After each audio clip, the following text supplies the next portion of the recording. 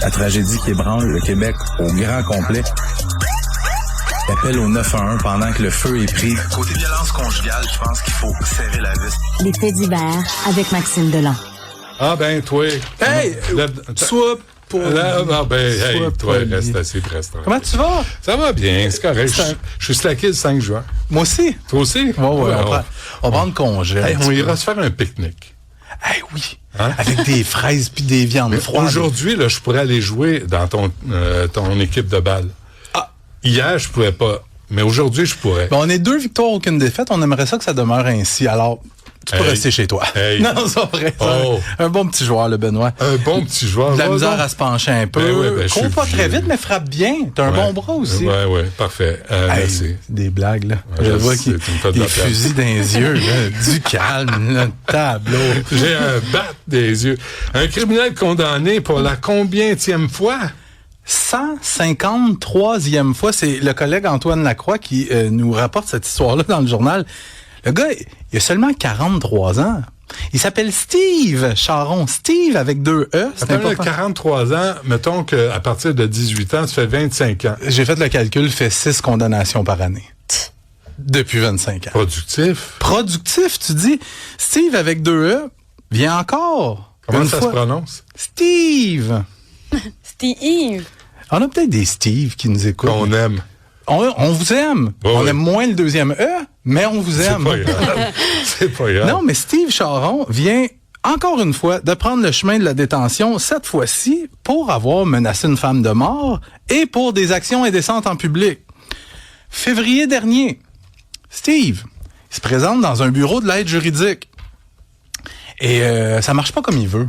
Puis lui, la seule façon qu'il trouve dans la vie, parce que c'est ça sa façon de faire, c'est de menacer le monde. Puis là, c'est la petite réceptionniste qui est là. Fait que ça marche pas comme il veut. Fait qu'à un moment donné, il la menace, puis il mime de l'étrangler. Ben non.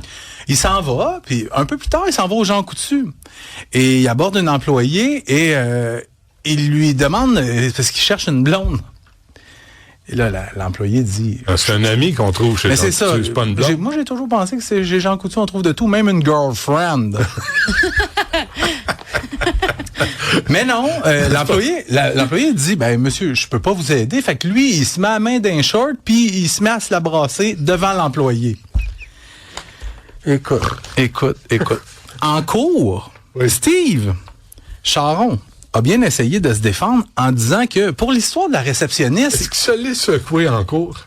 Je pense pas, non. Non, OK. Ben, il aurait bien pu, parce que c'est juste ça qu'il a l'air de connaître. C'est un branleux. Oui, mais il a bien essayé de se défendre en cours en disant au juge, écoutez, pour l'histoire de l'aide juridique, je devrais pas être reconnu coupable pour ça, parce que je m'étais trompé d'endroit. J'aurais pas dû faire non, il s'était trompé d'endroit. Fait qu'il l'aurait probablement fait juste ailleurs. OK. et aux Jean Coutu, pour l'histoire de la girlfriend, oui. c'est un malentendu. Ah oui. C'est qu'il y avait une démangeaison qu'il voulait soulager dans la short. Fait que le juge n'a pas cru un mot de sa version, l'a donc reconnu coupable. Et pour la sentence, le juge a entériné la suggestion commune de la couronne et de la défense et l'a donc condamné à 1 an de prison. Compte tenu de sa détention préventive, il ne lui reste que 207 jours à purger et il va être libéré aux 2/3 de sa peine, donc il reste 4 mois et demi à purger. Là, tu vas me dire, il s'est brassé devant une femme et il a menacé une femme de l'étrangler. 1 an, c'est pas énorme, mais c'est sa 153e condamnation. Et là, il y a le juge qui a dit, ça c'est important, s'il tient à sa liberté en parlant de Steve Charron, il devra changer de comportement, sinon les prochaines peines pourraient être encore largement plus lourdes. Là, c'est que ça fait 153 fois. Ben oui, il attend quoi? 155? Mais... Un chiffron. 160. Benoît. 175. Si ça peut te rassurer le juge, rassurer les auditeurs, Steve Charron a dit devant le juge, là, c'est assez. Il est tanné de la vie de criminel, il est tanné de la toxicomanie et il a décidé de changer. On le souhaite. Mais, tu sais, à 150, Tu te dis, je pense qu'il faut y donner une leçon. Pas juste à 150. Tu sais, Non, mais rendu à 150. c'est parce qu'avant 150, il y a eu 140, puis il y a eu 130, puis il y a eu le chiffre magique de 100. De 100. Puis avant 100, il y a eu... Et même 50. 50, Ouais, c'est impressionnant. pas mal. Tu sais, je me Ouais. souviens des fois où je me suis présenté à ton micro en disant, tu sais, j'ai rarement vu ça, 70 condamnations. Ben oui. Lui, c'est plus que le double. Ben oui. Mais il n'y a pas eu de chiffre magique, de célébration. Il me semble 153, ça serait là. Ouais. Puis c'est parce que c'est le juge qui dit là. La si prochaine. La prochaine fois, Chaque fois. ça pourrait être plus. Ça pourrait. Oh, pas Ça, fait. c'est conditionnel. Si Mais c'est ça moi. pourrait être plus lourd. Mais ça va être un autre juge. Ou une autre juge. Mais lui, le juge Oui. Serge Champoux Ouais. dit, je vous ai moi-même déjà jugé plusieurs fois dans ma carrière. Alors, Fait pourquoi il trouve pas que c'est le temps là? Ben, t'as une bonne question. Ah, ben, coudonc, pas de réponse. Reconnu coupable 30 ans après le crime. Ben, je veux te parler de cette histoire-là. Serge Audette, qui a été reconnu coupable hier de l'homicide involontaire de Patricia Ferguson. C'est une jeune mère de famille de 23 ans, tuée en 1996. Serge Audette, là, c'est un délinquant sexuel d'une grande violence, un gars condamné à de multiples reprises dans les dernières décennies pour agression sexuelle sur des femmes et qui, bizarrement, même s'il habitait juste à côté de l'endroit où Patricia Ferguson s'était rendue ce soir-là, n'avait jamais été interrogé par les policiers du SPVM. Wow. C'était jusqu'à ce que des journalistes décident de s'intéresser à l'histoire et de faire un documentaire sur la disparition de cette mère de famille-là. Puis chapeau à ces journalistes-là qui ont été capables... La femme disparaît en 1996, Ouais. puis on fait pas le tour des voisins immédiats. Tu sais, je sais pas si à l'époque, les techniques d'enquête étaient les mêmes C'est qu'aujourd'hui. pas 1896, là. J'avais 35 ans en 1996. Je comprends. Là, il y avait de l'électricité. Ouais, mais c'est Il y genre... avait l'eau courante. Oui. Le pain tranché. Oui. Non, mais Mais moderne, ces hein? journalistes-là sont allés directement chez Serge Audette et sont parvenus à lui faire dire que il connaissait Patricia Ferguson et il avait passé du temps avec elle le soir de sa disparition. En 1996, Patricia Ferguson part avec son petit bébé de moins d'1 an. Elle s'en va chez des amis pour une fête. Ça se joue aux cartes, puis tout ça. Puis pendant la soirée, à un moment donné, elle décide d'aller chez le voisin, qu'elle trouve gentil. Le voisin, c'est Serge Audette. Ah ouais. Trouve gentil, le trouve beau bonhomme. Et ça a été la dernière fois qu'on l'a vu. On n'a jamais retrouvé son corps. Et c'est juste en 2022 que l'enquête a été relancée à la suite du documentaire. Je pense qu'il était présenté sur Crave. On est en mesure d'établir que Serge Audette, pendant qu'il était en détention, a dit à un co-détenu que la police, il n'y a personne qui va jamais retrouver le corps. Puis pourquoi qu'il l'aurait tué? Ben pourquoi il l'a tué? Ce que ça vient, ses mots à lui, c'est qu'elle aurait refusé d'avoir du sexe avec lui. Alors, maintenant, dans ce dossier-là, le juge le reconnaît coupable d'homicide involontaire parce qu'on n'a pas retrouvé le corps. À ce jour, le corps est toujours introuvable. Le juge devrait rendre sa sentence au mois d'octobre, mais on peut déjà penser, sans se tromper, que Serge Audette, qui est aujourd'hui âgé de 72 ans, devrait mourir derrière les barreaux. Bon, et Puerto Vallarta. Ouais, mais je sais pas s'il y a certains de nos auditeurs qui comptaient se rendre au Mexique dans les prochains jours, les prochaines semaines, mais sachez qu'il y a une certaine panique qui s'est installée dans la région de Puerto Vallarta, où il y a les corps de 3 femmes qui ont été découverts dans les derniers jours. On parle de 3 femmes assassinées, retrouvées partiellement dénudées dans des secteurs isolés de la ville. La plus récente victime a été retrouvée jeudi dernier. Pour le moment, les autorités n'ont pas encore réussi à identifier les corps, mais ce sont toutes des femmes âgées environ entre 30 et 35 ans, toutes des femmes qui ont le corps pas mal couvert de tatouages. La police mexicaine dit avoir remarqué plusieurs similarités tant sur les scènes de crime qu'au niveau du physique des femmes tuées, ce qui laisse croire à un possible tueur en série à l'œuvre, mais évidemment, ça demeure une des hypothèses étudiées. C'est pas confirmé pour le moment. On va chercher évidemment à voir si ça pourrait pas être relié au cartel de la drogue.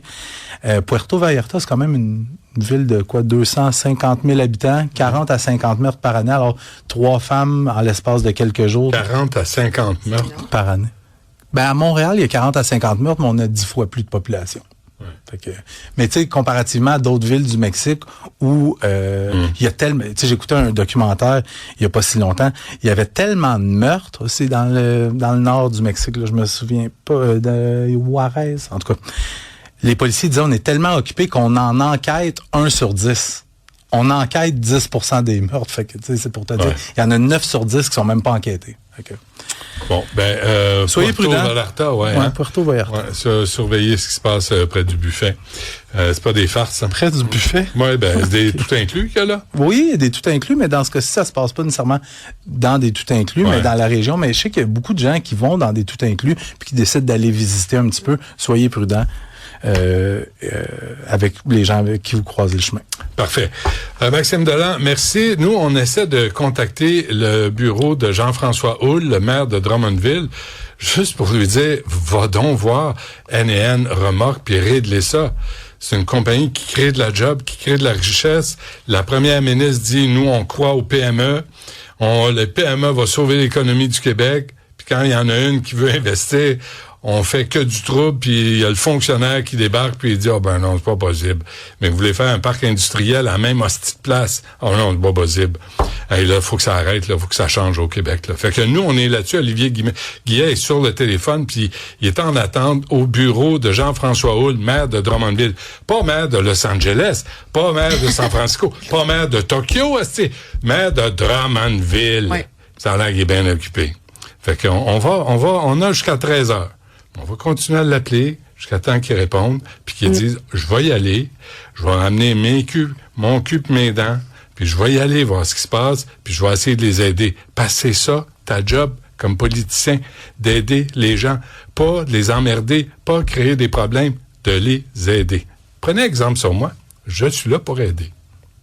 J'allais dire, Benoît, qu'il y a des gens qui ont proposé à l'entreprise N&N plutôt, de peut-être déménager à Saint-Germain, qui est le village à côté, si jamais ils ne sont pas entendus. Je sais que ça semblait compliqué de bouger, mais quand même des gens autour. Puis il y a des gens aussi qui sont des clients et qui disent que ce sont d'excellents produits. Daniel qui disent qui les encourage, les 125 à débarquer à la mairie de Drummondville. Bonne idée. Ça pourrait être une idée aussi. Gentiment, calmement, poliment. Pas de violence, pas rien. Mais que Jean-François Houle se déniaise et qui n'envoie pas un subalterne, qui n'envoie pas un sous-fifre qui n'a aucun pouvoir, que le maire débarque et que le maire s'engage à régler le problème au plus sacrant. Pas compliqué, là. Pas compliqué. Même un crétin comme moi est capable de comprendre ça. Qu'est-ce que t'en penses? Parlant de violence, t'as-tu vu ça? Une manifestation pro-Palestine hier? Ouais. T'en as-tu parlé? Oui, je l'ai parlé. Ils ont pendu, avec un mannequin, l'effigie d'un juif, pendu et le drapeau du Canadien de Montréal. Ouais. Moi, j'aimerais que le Canadien les poursuive pour atteinte à une marque de commerce. J'aimerais que le chef du SPVM, Fadi Daguerre, se réveille un peu, qui enlève son spandex de vélo, puis qui remette son uniforme de policier, et qui, tiens, on le voit, merci Sébastien, qu'elle mette de l'ordre dans la petite ville de Montréal.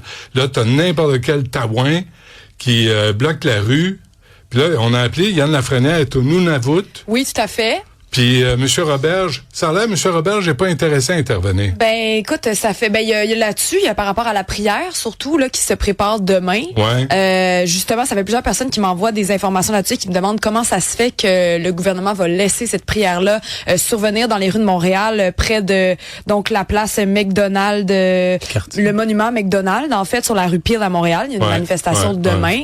Il y a des gens qui sont inquiets et là c'est ça, Jean-François Roberge pour l'instant n'a pas de temps à nous parler. Martinez Ferrada a fait quoi de ces journées là? Mais elle a dénoncé ça sur Twitter. Je vais y laisser. Là. Non, mais laissez faire dénoncer. Envoie la police. Et puis, il faut l'interdire. Mais tu sais, on a fait tout un tabac quand le ministre Jean Boulet, il y avait une mascotte à son effigie avec l'histoire de la guillotine. Ouais. Là, tu sais, c'est une incitation à la haine là, sur la place publique, en pleine rue. Ouais, totalement.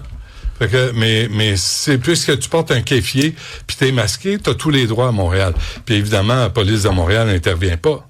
Ça, je sais que tu connais beaucoup de policiers, puis moi, j'ai du respect pour les policiers. J'en ai de moins en moins pour le haut commandement. Mm-hmm. Parce que de toute évidence, ça vient de là, puis on laisse faire, on laisse aller, mais c'est ça, c'est des dérives, puis les gens ont peur. La communauté juive à Montréal a peur de ces cinglés, de ces tarés de Montréal. Mais ce que je peux te dire, c'est que quand il y a des policiers en rang, là, puis qu'ils avancent pas, puis qu'on se dit, mais pourquoi ils avancent pas? Eux autres, ils se disent aussi. Pourquoi j'avance pas? Parce qu'ils en revieraient une coupe cul par-dessus tête. Oui, j'en doute pas. Mais c'est tu le disais, les commandements dans l'oreille, dans l'oreillette. Qui viennent pas. On va visionner les vidéos pendant 2 ans pour voir si on est capable de voir par rayon X la face face d'un petit vandale, de petit crotté à travers son kéfier. Ça, faut que ça arrête, là. Ça fait 2 ans et demi. On a une nouvelle mairesse. Il n'y a rien qui a changé. Fadi Daguerre, pas intéressé à faire sa job. Fait que là, ça continue. Ça continue avec des propos haineux qui sont carrément inacceptables. Bon, on revient peut-être. Vous savez, je vais être slacké le 5 juin. On revient après ceci.